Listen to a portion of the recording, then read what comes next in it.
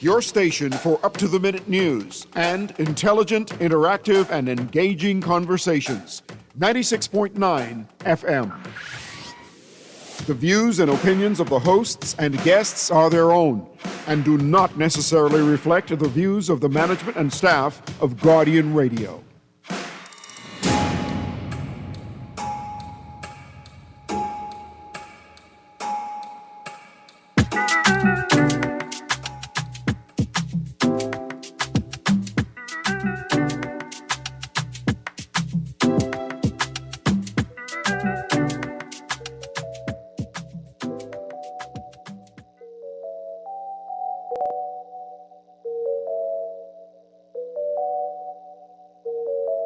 I'm in a trolley and I'm making U-turns, baby. Yeah, I'm in Florida, but I don't be Miami. I might go Jacksonville, I might be Tallahassee. Yeah, I'm in Florida, but I don't go Miami. A trolley and I'm making U-turns, baby.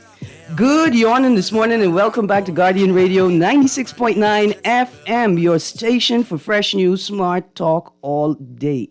It's Monday, the 22nd of September, 2025. You're on the clock with Erin, Greene, and I got to remind you all to go check your Gnep tree.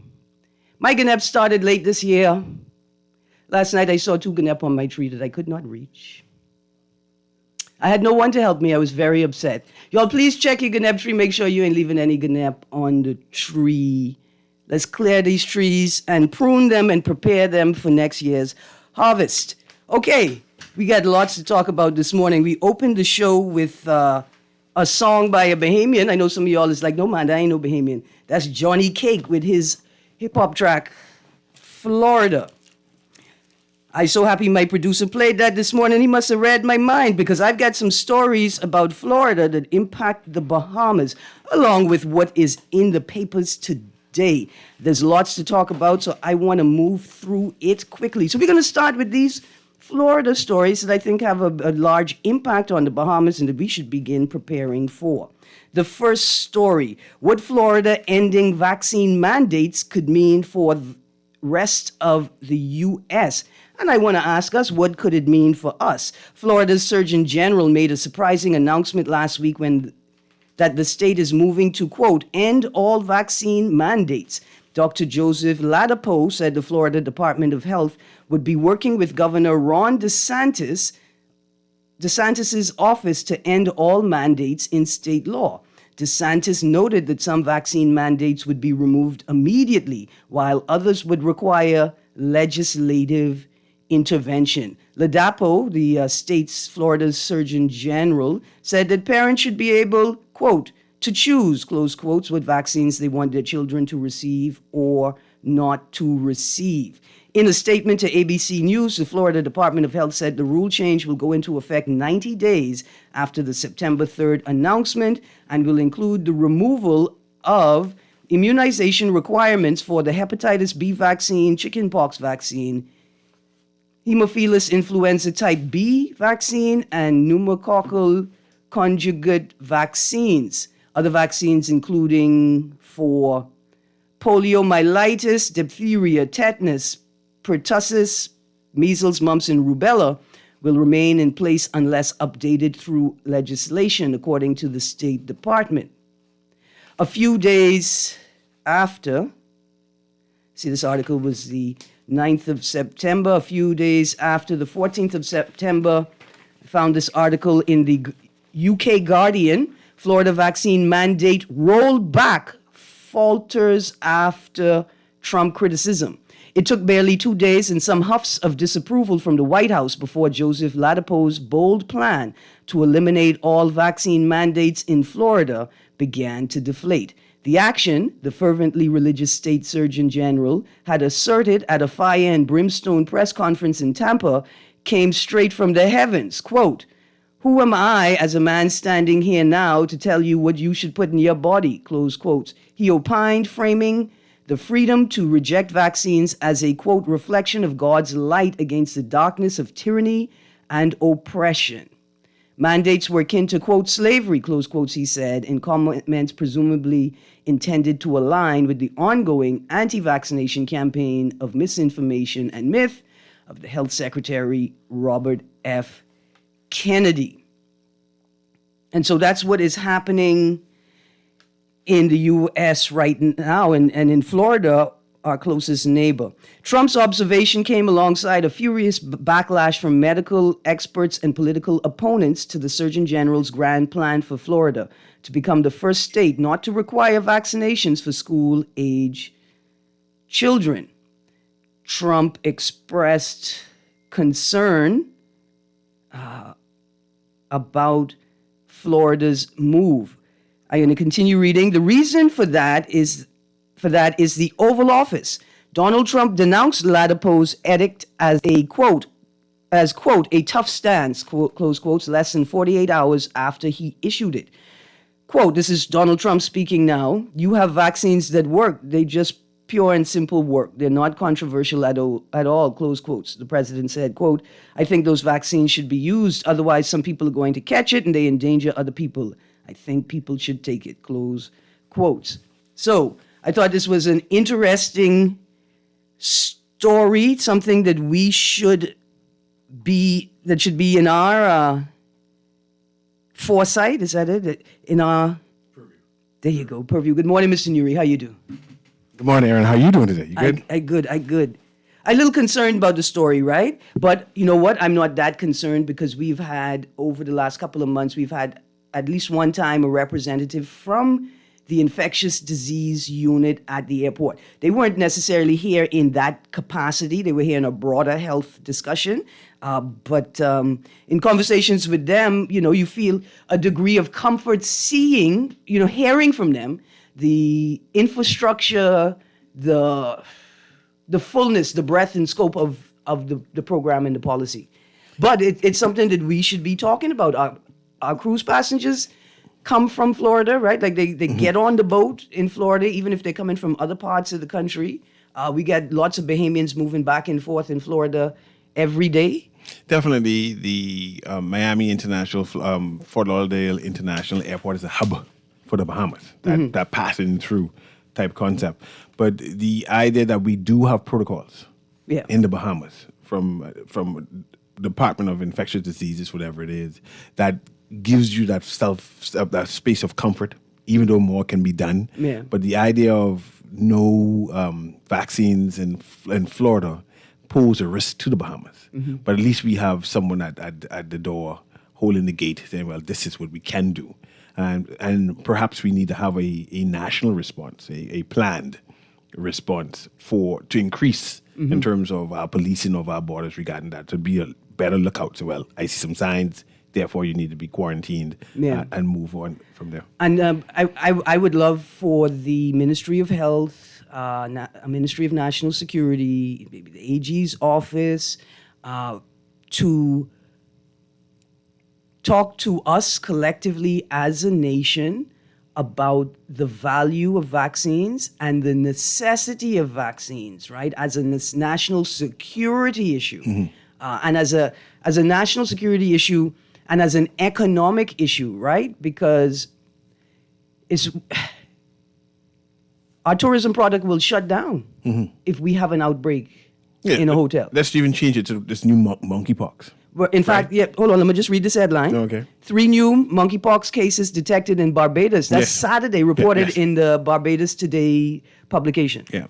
See, that can close down a country, right? In order to safeguard the Bahamas, there needs to be a national plan. If we have one case, what is the protocol? What can we expect? How defensive do we become, right? Especially if we have a case of people traversing to and through the Bahamas, and there's a case of monkeypox. What is the response if something happens like that? And so in Barbados, this Saturday, this story came out. 3 confirmed cases of they call it Mpox now. Mpox now. 3 cases of Mpox, formerly called monkeypox disease, have been identified in 3 adults since August 2025, according to the Ministry of Health and Wellness. You notice that Barbados have a Ministry of Health and Wellness too? Yes. Question to you. When is there an outbreak, or the term outbreak is used? I purposely asked that question. Right. I think it's quantitative, so you have a certain number of cases. In food and beverage, when someone said they had a food poisoning, once it's two, it's an outbreak. Yeah. It's an outbreak. They have 3 cases. One would assume if you followed the food and beverage policy, they have an You outbreak. use the word outbreak. The word outbreak was not used at any point in this article, Mr. Nuri. The affected individuals, 1 female and 2 males, bring the total number of Mpox cases identified in Barbados to 6 since 2022. Right? The ministry said the 3 have no apparent travel history. However, 2 are known to have been in contact with each other. So it appears as if they were in contact with somebody who has a travel history, and that one person was in contact with a person who was in contact with someone. Mpox is an infectious disease which spreads through close contact with an infected person. It can be spread through intimate or sexual contact, day-to-day household contact, and within healthcare settings where personal protective equipment is not used appropriately. Mpox has been transmitted by contaminated materials like linen or clothing. Oh. Yeah. So that could raise havoc in a hotel. Yeah. That means you have to, that all beds have to be changed after every guest. And I mean, I may even request as a guest that if I could get my sheets washed every day, I would appreciate Well, they change that. sheets every day, at least depending on the hotel. Yeah. Some hotels have service every day and some have turned on at night. And then some, they only do it once a week. Like you come in, that's yours. Yeah. And you change it at the end. But you can request it, right? Yeah, you can request it. Yeah, okay. Symptoms of infection with Mpox include skin rash or lesions in the mouth, nose, or genitalia, which can last 2 to 4 weeks, accompanied by fever, headache, muscle aches, back pain, fatigue, and swollen lymph nodes. Most cases recover fully. However, internationally, a small percentage have resulted in death. So not in Barbados, and I think not in the Caribbean, but globally, we have seen some deaths. As the persons with Mpox should be isolated until the lesions are completely healed and they are no longer contagious. As the Mpox rash could appear similar to that of other diseases such as chickenpox, measles, or even herpes, it is important for suspected persons to contact their doctor or trained healthcare worker for appropriate guidance. In Barbados, the best Dos Santos laboratory has the capacity to carry out confirmatory tests for Mpox. The Ministry of Health and Wellness advises persons to continue practicing good hand hygiene and to avoid casual sexual activity with multiple partners. Yeah. Okay. So I think now would be a good time for some CSOs or NGOs, civil society partners or NGOs, to partner with the Ministry of Health to begin a series of public discussions, right? Yes. To raise awareness Yes. about both the potential of the diseases, the risk for infection, what we should be looking out for, right? What when we observe this, what do we do? Who do we call? And then resources, right? If there is a potential for this, and given our experience with the pandemic, we understand what it means to isolate someone in a home, but we need more conversation about that. And then we need tools and resources. We know that in many homes, you just can't achieve isolation. To be isolated in the home, you got to be the only one in there, right? And so we need alternates. People need alternates. People need to hear them, right? People need to tell them, hear what your options are. Here's who you call if you suspect someone in your home needs to be quarantined, or isolated, but you can't manage that yourself. And especially if you have people who are already vulnerable, right? They have compromised immune systems or they're ill. But we also need to appreciate that our houses in the Bahamas are small. 1 bedroom, 2 bedroom is like, I guess, is average for Bahamians, right? We share spaces. How does one quarantine In that type of in space. that type of space? Yeah. Or those compound communities where you get a sugar, everyone is at one yard and you get sugar and rice from this person and that person to survive. Yeah. How do you quarantine Yeah. and that type of living? And we had that issue during COVID also. How do you self quarantine and you live in a community Yeah. in order to survive? All right. So, one more story coming out of Florida.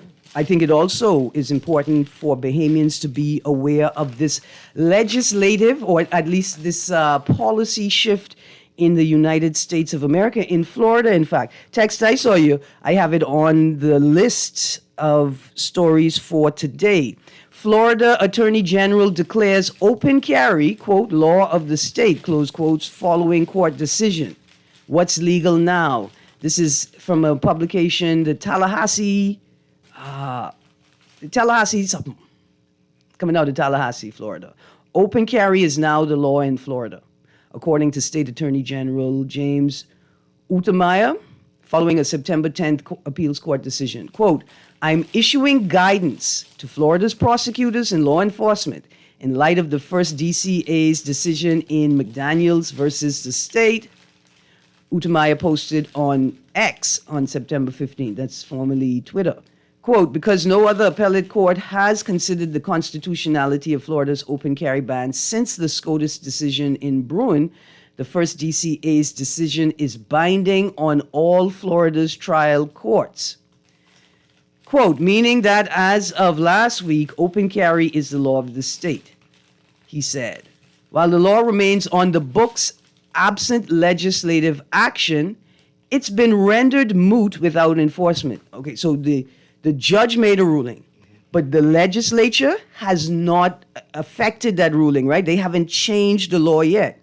But the AG tell the people that's the ruling is the law, and the statement I just read, while the law remains on the books absent legislative action, it's been rendered moot without enforcement. What they're saying is, look, the law is on the books, but we're not enforcing it. It's kind of like what they're doing with left on red. I just gonna say the same thing.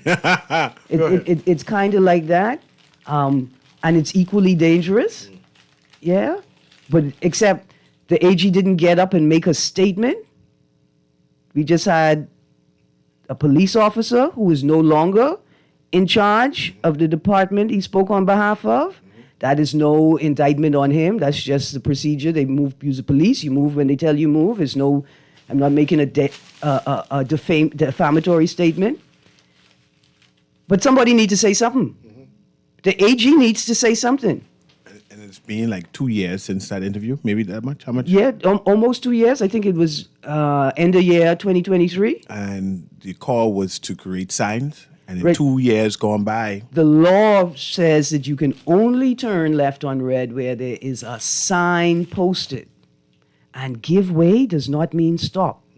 Y'all keep telling us there's nothing wrong with the education system, but a whole bunch of y'all trying to convince your children that give way means stop. And it doesn't. But that's why the rape stats are also out of control. Because stop means stop. It don't mean try again. It don't mean beg harder.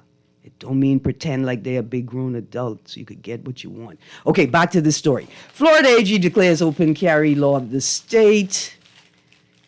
Technically, oh, go on. no, I'm concerned. Have you ever lived for a period of time in Florida?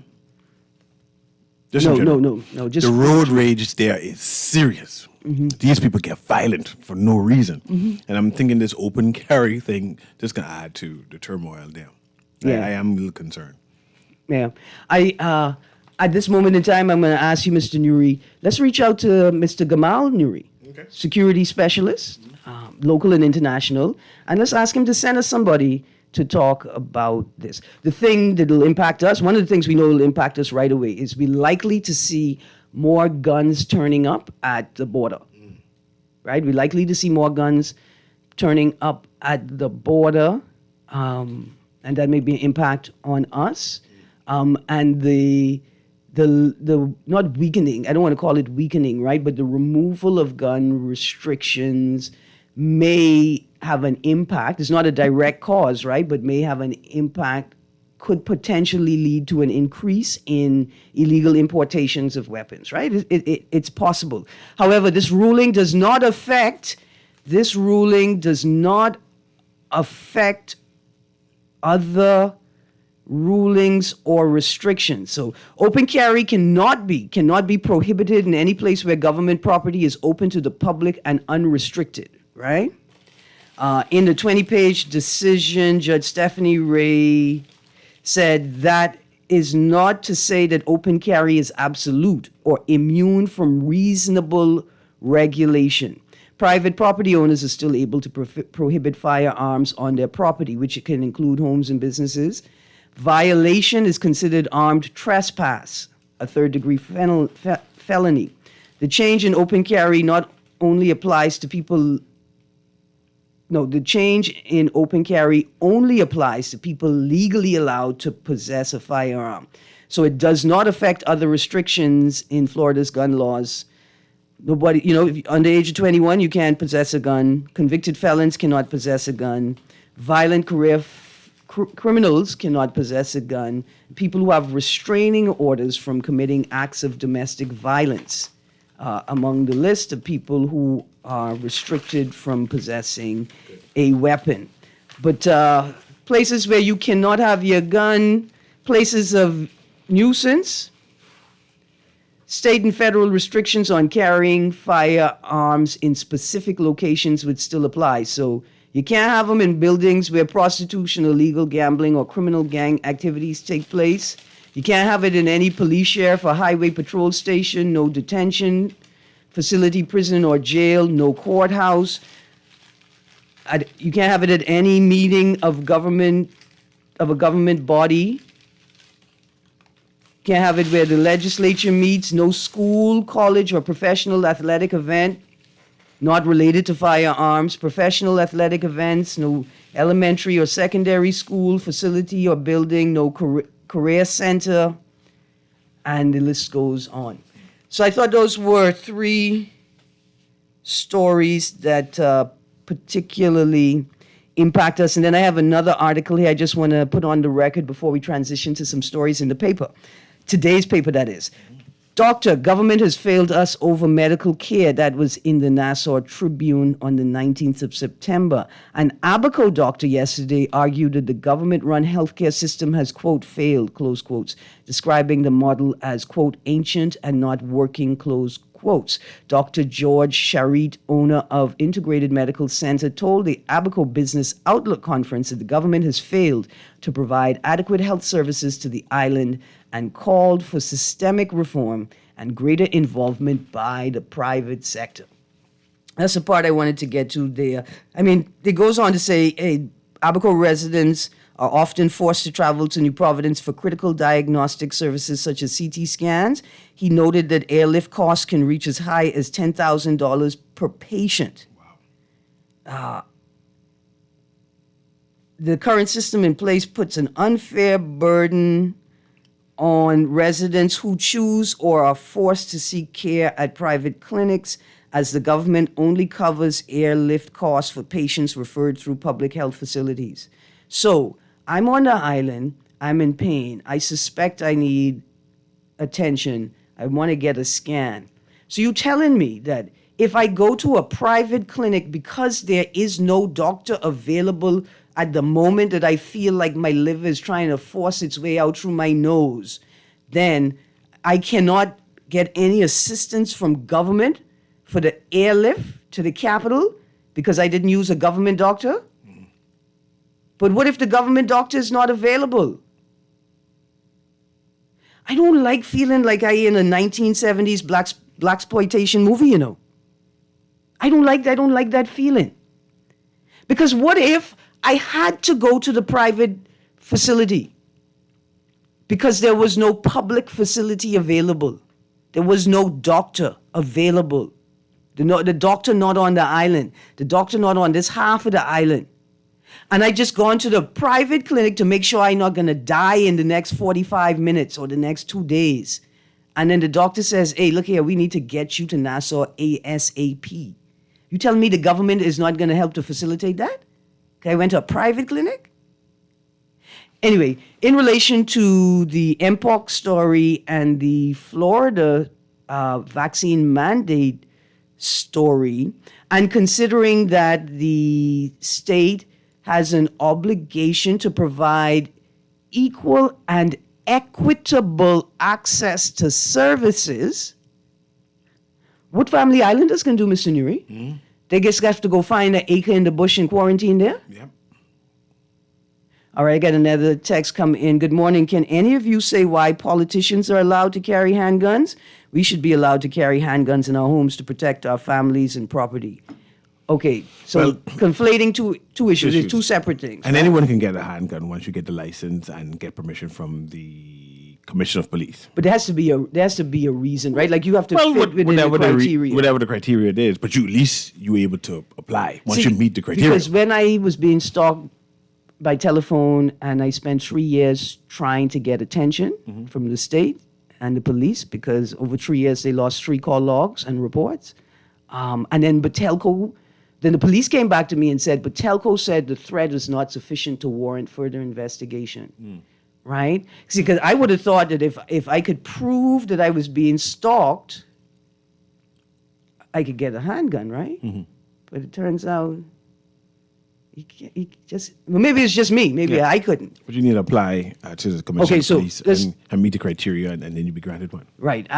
Texter, I'll try and look for the criteria for you, but I do know that I observed a bodyguard for a politician carrying a handgun at one point. This is about 15, 20 years ago. And it was a friend of mine. I saw him. I said, "Oh, boss, you on duty?" I said, "What type of work you doing now?" And he told me. And so they were assigned. They were authorized to carry handgun.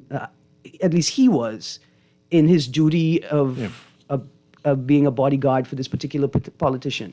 So I figure politicians who have faced threats, even though I don't know why you wouldn't make the threat public, like. I think that if you're a politician and you're authorized to carry a gun because of a threat, that should be made public because you're a publicly exposed person. And a part of our culture with politicians is they're supposed to be accessible.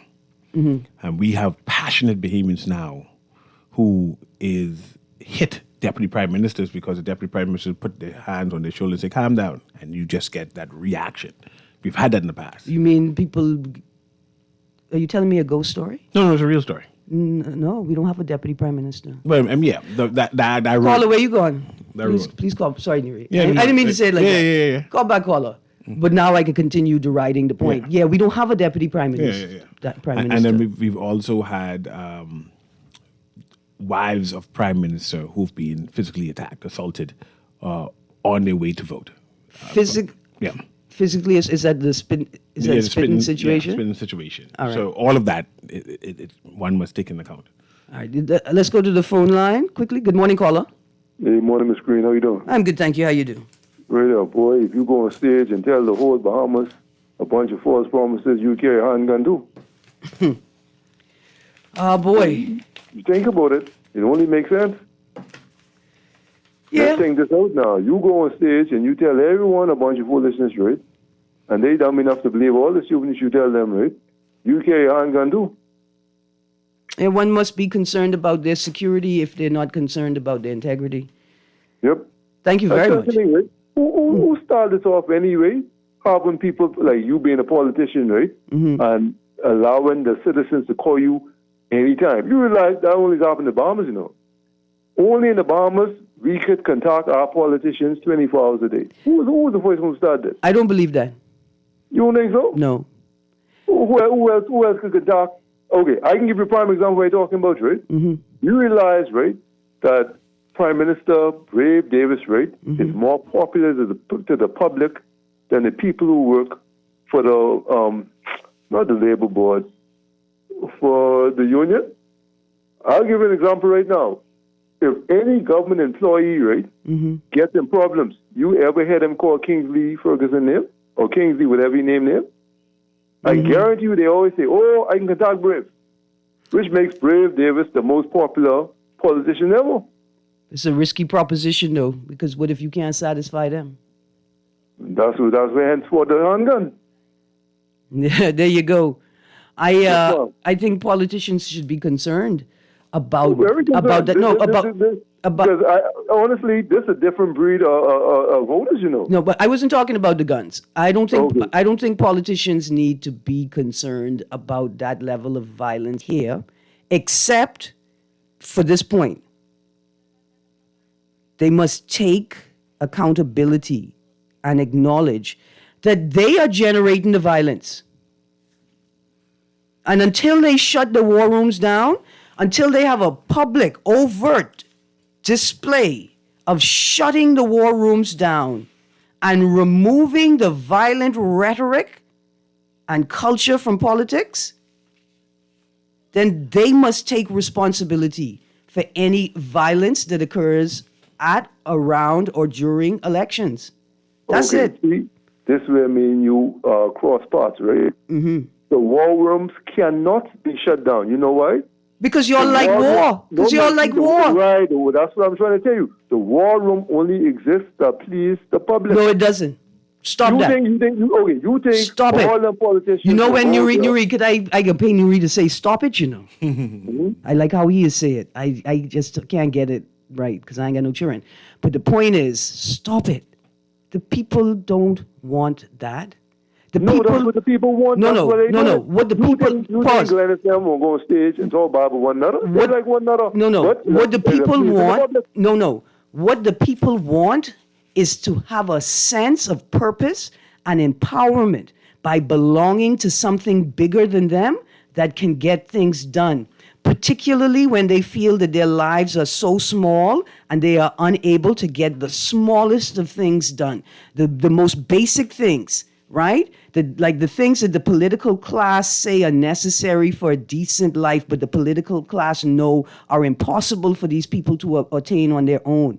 That's why people cling to these parties, not because they like violence and war, because they need to be a part of something bigger than themselves, something that can empower them and enable them to be more than they are right now. Unfortunately, the political parties and the political class hog up all of the space. They demand all of the attention, and they demand tribute, even for the pettiest and most trivial matters. I want to thank you, caller, for leading us in this direction, because my Sunday was inundated with senior political cronies demanding that we celebrate the PLP for doing something that they ought to do, and they ought to have done it decades ago. Public officers to get pay rise. Increases expected by year's end, retroactive to September 1st, 2025. I shall not celebrate you for doing your job and doing it badly. Why am I going to celebrate you for that? Do your job. Your paycheck is the celebration of you doing your job. And guess what? You don't even have to do it well to get the paycheck. We're not going to celebrate anybody for this. We're not putting feathers in your cap. And look at the timing. Look at the timing. No, we're not going to celebrate this. Oh, it's good that you could do what you ought to do. You couldn't do it when you ought to do it, but I guess you did it. There's no celebration in that. Here we go.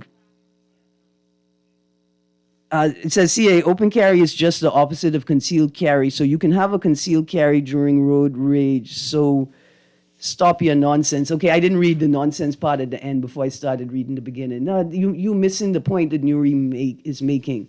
The open carry, right? The shift in open carry will embolden, right? Will just exacerbate or make it more likely that a weapon is pulled in a road rage incident. Yeah, that's the point that we're making. We know that they could conceal carry before, but the question is, how does this impact the wider culture, right? Let's go to the phone line, and then we're going to go to the local stories. Good morning, caller. Good morning, Erin. How you do? How are you? I'm good, thank you. I'd like to expound on your thought, what you just talked about, these people who get paid to do what they do, and then they congratulate them on what they do. Yes, sir. I made a point some time ago about this. I said, people you honor are those that take their own money and own time and do something to benefit the public or the world. Don't go, people who are paid, then you hang their picture because they miss and do something, and you honoring them like they did something on their own behalf. Big thing mix up. Listen. To honor people who go out and do or invent something on their behalf, and it benefits the public or the world. Anytime these ministers, we got them hanging all about in the airport or the office building, and they're being paid to do so. What you hanging their picture for? Whether it works or not, they get paid. Yeah. And they're not. Nobody says anything to them. Nobody prosecutes them for all the things that go missing and all of that. So this psyche where we honor these people because they've been in politics long and all that, they get paid for every day. They travel, they eat off of us and everything. Perks. That. Yeah. Like, I don't know why they don't honor Funky, somebody like him. He is the only musician that, they lives off of his own will. Now, if you ask somebody for money, he lives off of his music. There you go. And we wouldn't honor him. We need to go honor him. That's how I teach these people who to honor. Yeah. It's these politicians. It's unbelievable.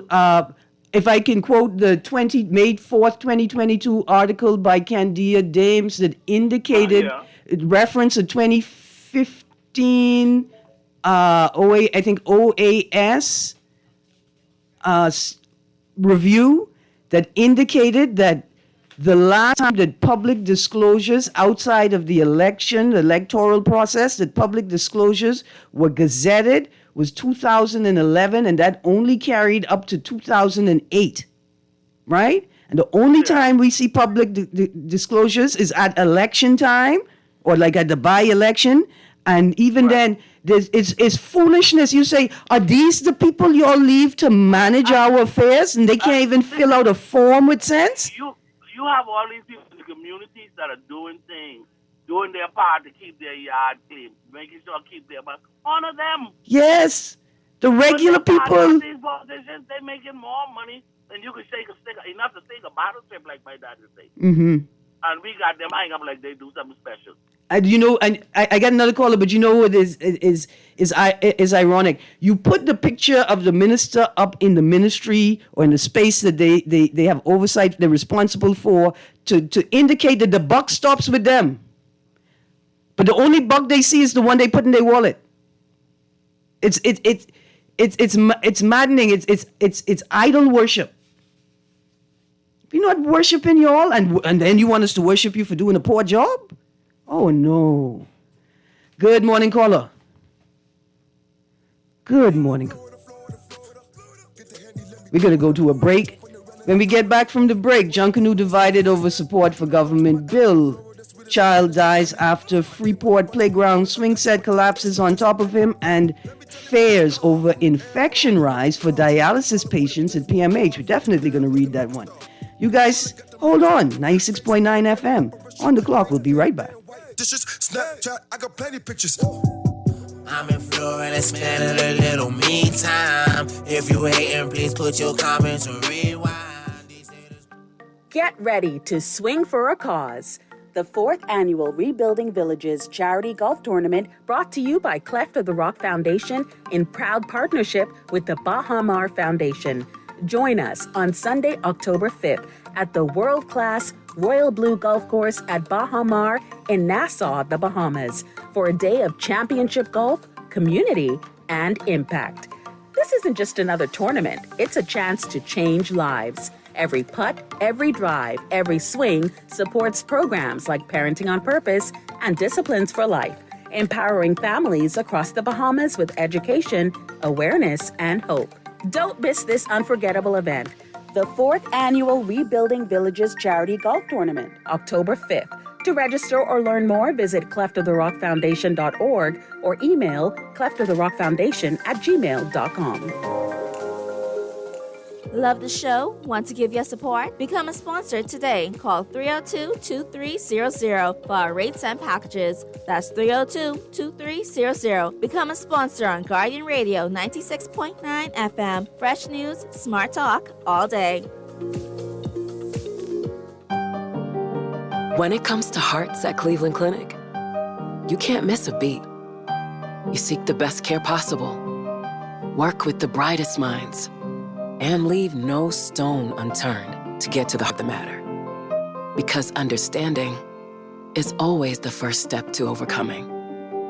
For every heart in the world, see how we're advancing the future of heart care at Cleveland Clinic today.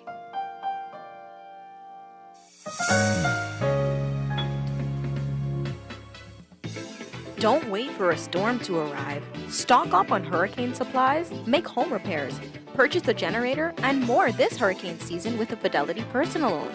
Make that move today. Call 356-7764. Fidelity, we're good for you.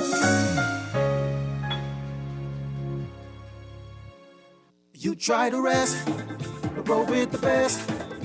For all your printing needs, there ain't no one better, no. For posters and banners, magazines and flyers, for window decals, greeting cards and newsletters. No job too big and there's no job too small. You name it, we can print it, just give us a call. Let Print Masters bring your masterpiece to life. Located in the Nassau Guardian Building, telephone 302-2361.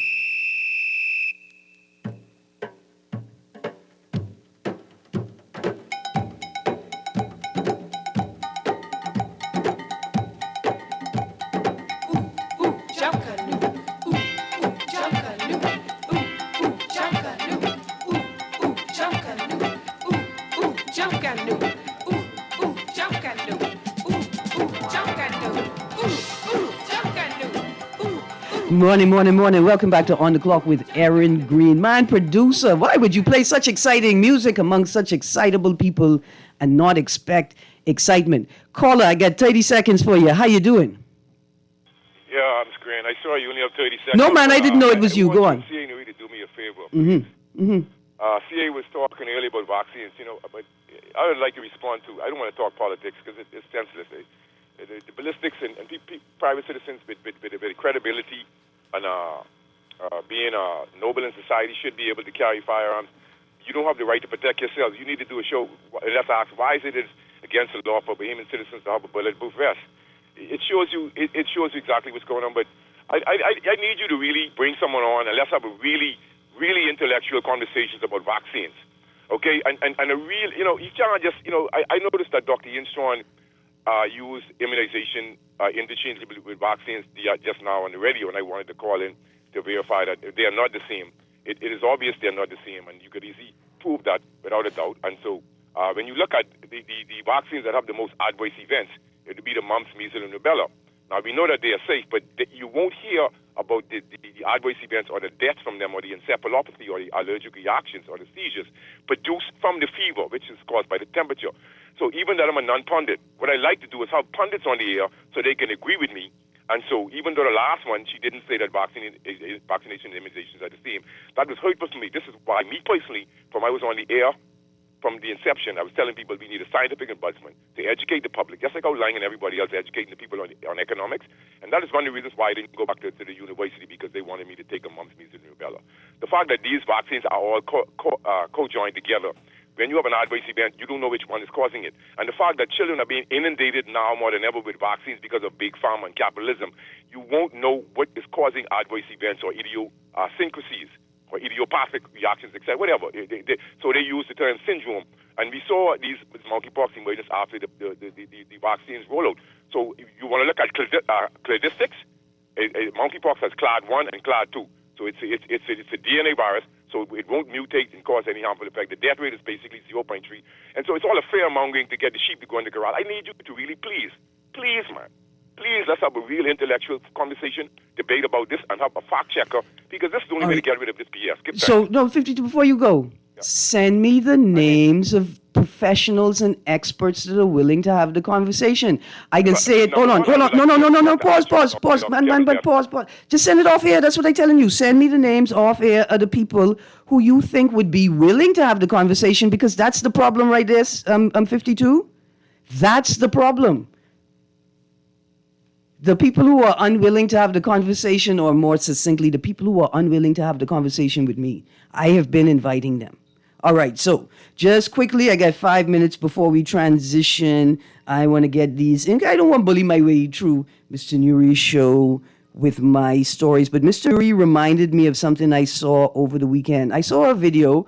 I assume it was Milo Butler Highway? Milo Butler Highway. It looked like it was northbound lane.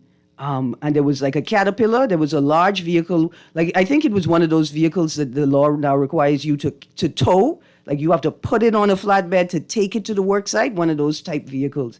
And there was another vehicle. There's a vehicle filming behind the large yellow Caterpillar-like vehicle. And then there was a vehicle in the left lane, slightly forward of them, also filming. And then I noticed there was a tow truck that was swerving from the left lane to the right lane, from the left lane to the right lane, straight up the road, right? And I said, well, what is happening here? Does this tow truck driver think he's police?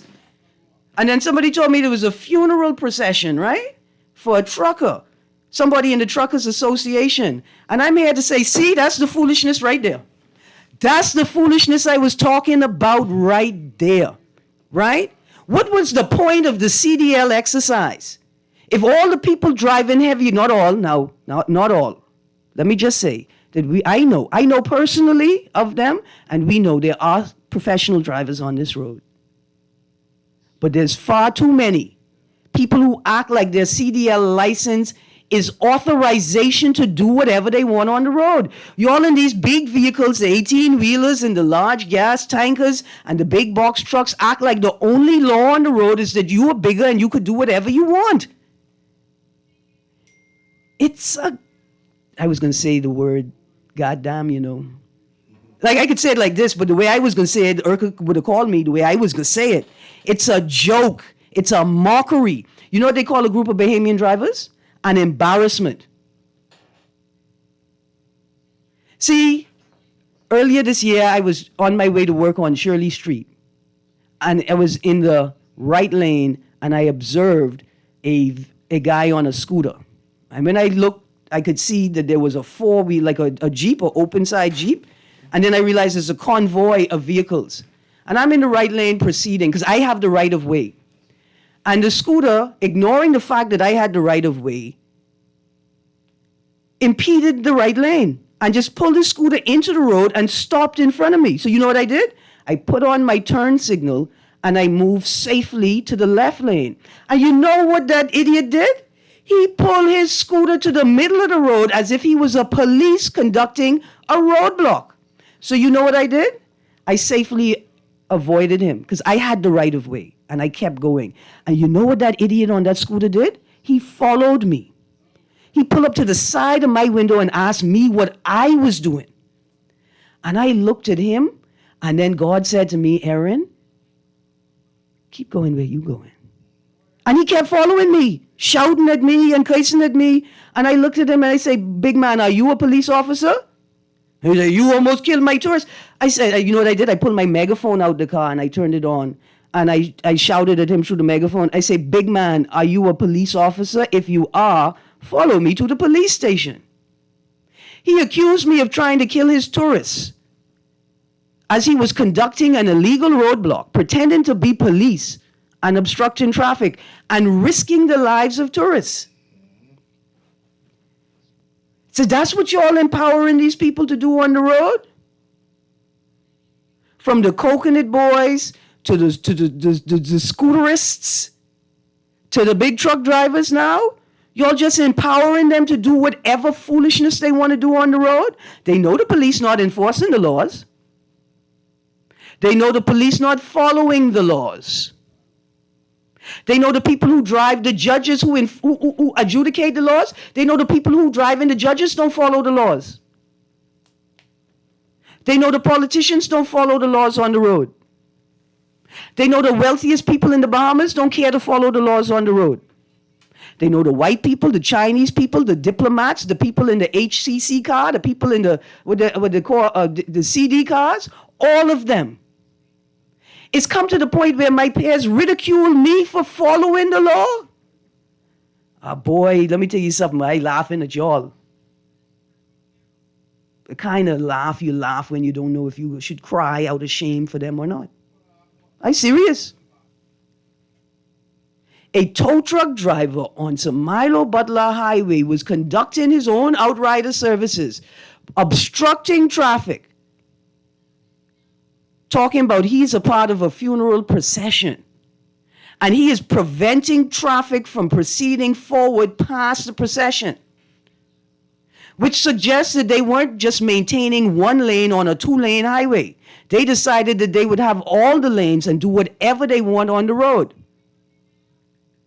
And you're trying to tell me it has nothing to do with Renwood Wells in 2019 announcing the change in the law, but not actually telling people what the law is?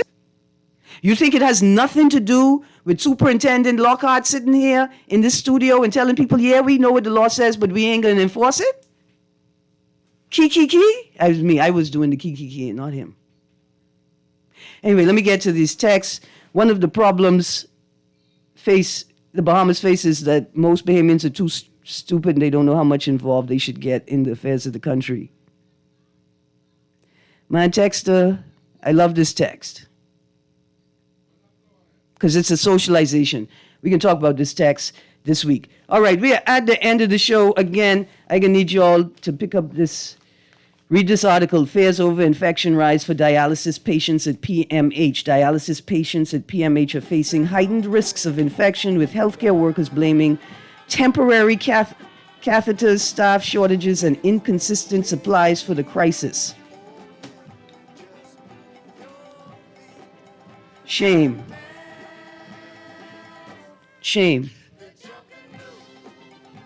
We have to carry this. This is shame. We should be ashamed. And for all the people who tell me I just running out asking again and again and again how much the Golden Jubilee anniversary cost us, now I gotta ask you, how many lives has it cost? Because how much money could have been diverted to necessary pursuits like saving lives? I know too many people who have died, too many dialysis patients who have died necessarily. Let me tell you something. Guardian Radio with C.A. Nuri is up next, so stay tuned.